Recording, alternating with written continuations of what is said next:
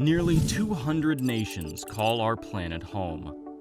As our markets become globalized and our economies grow more digitized, local economic health becomes more closely tied to economic health around the world.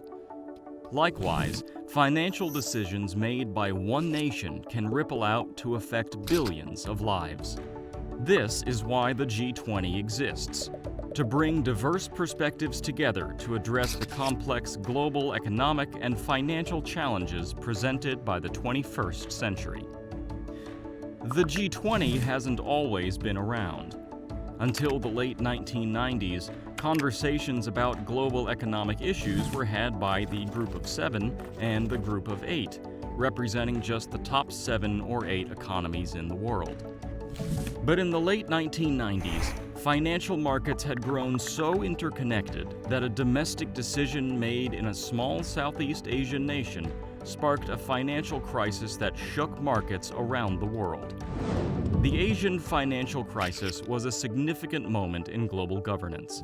It taught world leaders that even nations with small economies can have a global impact. Here is a simplified timeline of what happened. Thailand, home to just 1% of the global population, responded to a local economic issue by floating its currency, which led to its devaluation.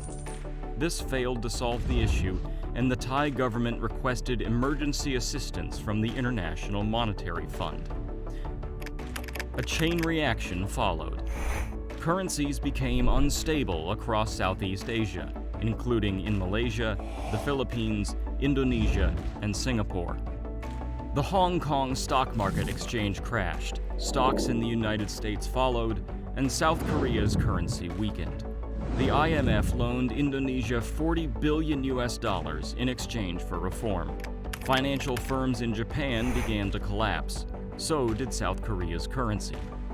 The IMF approved a $57 billion bailout to South Korea, the largest in history, along with a $10 billion aid package from the World Bank. While Indonesia and other Asian countries struggled to keep their currencies in check, markets grew volatile, and the crisis spread around the world. Russia's stock market crashed, and Japan announced its economy was in recession for the first time in 23 years. The IMF approved a $23 billion loan package to Russia. US and Asian markets plummeted, and the Russian market collapsed further. Latin American markets plunged and European markets were shaken. The US market dropped even further. By this point, markets in Brazil had lost half their value. Mexico attempted to support its peso. The IMF announced that it was ready to lend to Latin American countries. Investors took more than $2 billion per day out of Brazil.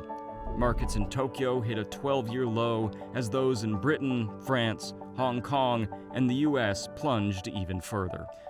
The IMF and the World Bank met in Washington, D.C. to debate the crisis. In December, the World Bank estimated that world economic growth had been cut in half.